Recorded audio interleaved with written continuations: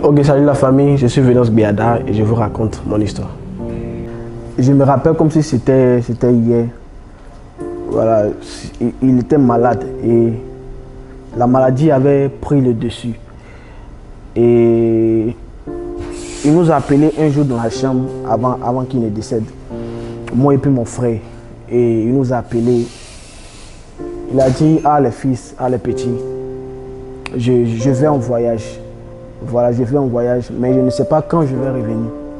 Mais vous, de votre côté, prenez soin de votre maman, occupez-vous de votre maman. Mais bon, brusquement, je n'ai pas vraiment compris le sens parce que j'étais encore gamin. C'est vrai que j'entendais, mais je ne comprenais pas en tant que tel. Donc, vu que mon grand frère, bon, il était évidemment plus âgé que moi, et déjà, il a tiqué, il a commencé à pleurer. Il dit non, Chao, pourquoi tu dis ça, pourquoi tu dis ça? Donc moi aussi, j'ai commencé à pleurer, mais je n'avais pas vraiment compris le rapprochement. Donc, comme toute attente, il est parti à l'hôpital pour se faire examiner, pour se faire opérer et tout ça. Et moi, ce jour-là, j'étais à l'école.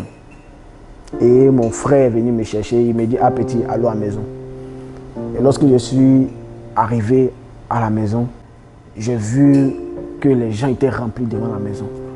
Bon, je me suis dit certainement il y avait une fête ou bien il y avait une réunion de famille. Donc, plus je m'approchais, je vois que les gens étaient en train de pleurer. Et je n'avais pas encore compris pourquoi les gens pleuraient. Donc du coup, je suis rentré à la maison et j'ai vu ma mère qui était assise, qui était en train de pleurer, elle était en pleurs. Et là où le lieu même où elle était assise, il y avait des larmes partout. Et elle m'a fait comprendre que mon père était décédé. Et bon, je n'avais pas encore compris le rapprochement parce que hier, à la veille, j'ai vu mon père.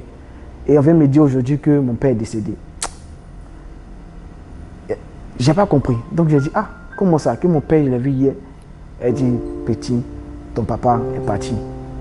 Donc, quand elle m'a dit ça pour cette deuxième fois, c'est comme si j'étais quitté au dernier étage pour tomber. Et je me suis mis à pleurer. Après la mort de mon père, j'ai commencé à devenir, si je peux dire ainsi, une autre personne. Voilà, et ça a commencé à agir au niveau de l'école et au niveau de mon comportement de tous les jours.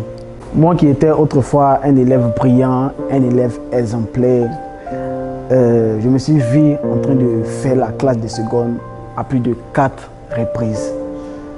Ça n'a pas été une bonne nouvelle pour moi à la maison parce que bon, j'étais devenu autre chose et j'ai commencé à rentrer dans la cigarette. Je ne fumais pas en tant que tel, mais bon, vu que j'avais de mauvaises compagnies, je suis rentré dans la cigarette et je pouvais fumer par semaine plus de 2 paquets. Voilà, pas que je fumais de nature, mais c'est juste pour que les gens me regardent, pour que les gens sachent que bon, moi je suis là, quoi. Donc, c'est comme ça que j'ai commencé à fumer de la cigarette. Comme si ça ne suffisait pas, j'ai décidé d'arrêter l'école pour me concentrer sur la danse, une chose que je faisais déjà auparavant. Donc, c'est comme ça que j'étais dans la danse, je dansais. Et mon frère, lui avec qui j'étais dans la chambre autrefois, lorsque mon père devait partir, qui nous avait dit de prendre soin de notre maman, il est rentré dans un nouveau mood. Il est rentré dans le broutage. Voilà, donc quand il est rentré dans le broutage, il faisait pas mal de revenus. Voilà, il encaissait de bons jets et tout ça. Donc, moi j'ai vu que le truc était bon. Voilà. Et il a commencé à avoir des jets. En tout cas, il prenait soin de la maman en tant que telle et tout ça. Et un jour, il encaissait un bon jet. Et quand il encaissait le bon jet là, il m'a appelé. Il dit, ah petit, viens. Et quand il m'a appelé, je suis rentré dans la chambre. Il m'a montré le jet.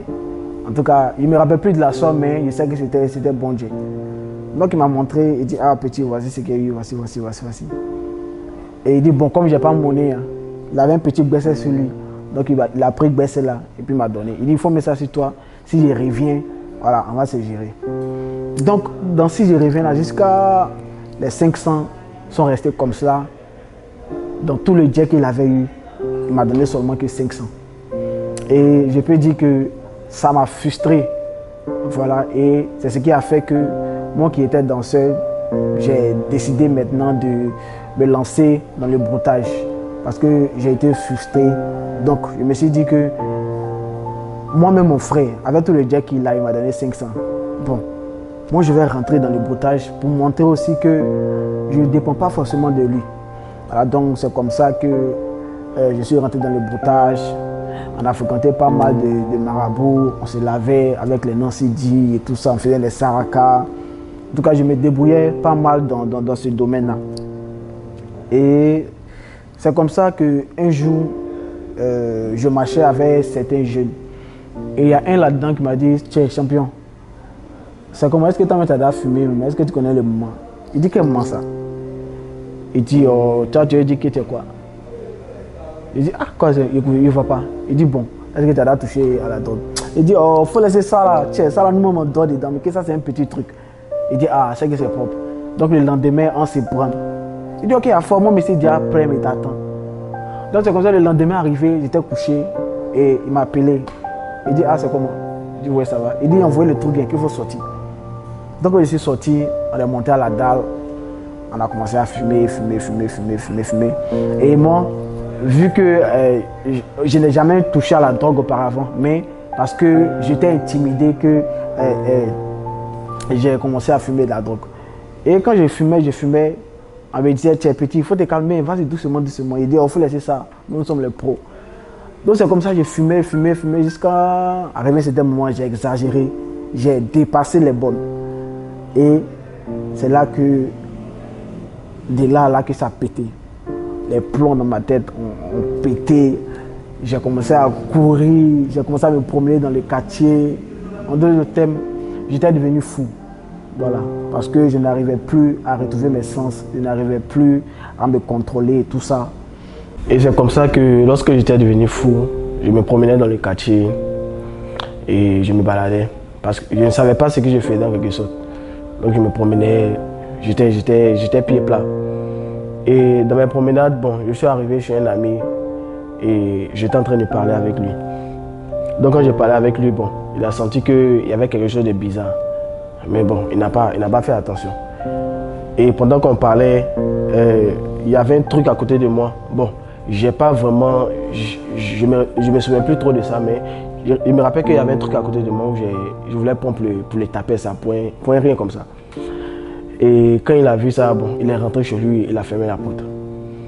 Donc c'est comme ça que j'ai continué encore à me balader, à me promener dans les quartiers. Et je suis allé taper à la porte de mes amis. Mais bon, c'était fermé, personne n'a ouvert la porte. Donc c'est comme ça que je suis rentré à la maison. Et j'étais assis devant la porte, torse nu, et mon grand frère est venu. Et lorsqu'il m'a regardé, il a vu qu'il y avait quelque chose de bizarre. Parce que je n'avais pas porté chaussures, j'étais en short, et puis j'étais torse nu encore. Et il m'a demandé il y a quoi. Et je n'ai pas répondu. Et après, il est parti. Donc, il est revenu encore, il m'a regardé. Il dit, petit, il y a quoi? Il ne répond pas. Et puis, il est parti. Et je peux dire aussi que Dieu a fait grâce. Je ne peux pas dire que c'est une coïncidence, mais je sais que c'est le plan de Dieu. Parce qu'auparavant, mon frère qui était brouté là, Dieu a fait grâce, il s'est converti, il a donné sa vie à Jésus. Donc, il était devenu chrétien. Donc, lorsqu'il m'a vu devant la porte, et il m'a demandé qu'est-ce qu'il y a, je n'ai pas répondu. Donc lorsque je suis rentré à la maison maintenant, j'ai commencé à tout mélanger là-bas. J'ai commencé à tout gâter. Et puis ma maman était assise au salon et j'ai commencé à faire les va-et-vient. Elle me demande il y a quoi, mais je ne répondais pas. Donc dans le même salon, j'ai fait plus de 10 tours comme ça, en train de me balader, marcher, faire aller-retour, jusqu'à... Elle aussi, elle n'a pas compris. Elle dit, mais qu'est-ce que tu as? C'est dans quoi tu veux me mettre là? Donc c'est comme ça que, en parlant, elle est en train de crier. Donc c'est ça que mon grand frère est rentré. Et qu'il est rentré, il m'a attrapé. Et il m'a attrapé pour qu'on prie ensemble. Et bon, vu que le quartier avait vu que c'était bizarre, que j'étais devenu fou. Donc le quartier est sorti, ils sont rentrés chez nous à la maison. Donc ils sont venus au salon, eux tous. Donc ils étaient en train de me regarder. Bon, heureusement que mon frère était allé avec moi juste derrière la maison. Voilà, parce que j'étais nu, j'avais rien porté. Et après ça, il m'a donné un truc pour porter chap et puis il allait avec moi dans la chambre. Donc il a commencé à prier, il a commencé à prier, il a commencé à prier. Et pendant qu'il priait, il priait, l'esprit de folie là m'a laissé complètement. Et j'ai commencé à retrouver mes sens. Et pendant que je me suis levé, je voyais que tout mon corps était rempli de plaies. Je voyais que j'avais des cicatrices sur moi. Mais j'ai pas compris ce qui s'est passé. Et c'est là qu'il m'expliquait que pendant qu'il était en train de prier, qu'il y avait comme si un puits qui sortait au niveau de mon oreille.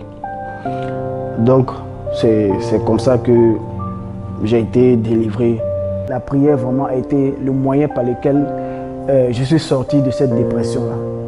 Le moyen par lequel je suis sorti aussi de cette folie. Et je peux dire que ce qui vraiment m'a fait changer, ce qui vraiment m'a redonné goût à la vie, c'est lorsque j'ai décidé véritablement de marcher avec le Seigneur. C'est-à-dire lorsque j'ai décidé d'accepter Jésus comme mon sauveur et mon Seigneur. C'est là que j'ai commencé à reprendre goût à la vie. J'ai commencé vraiment à marcher comme si de rien n'était, quoi.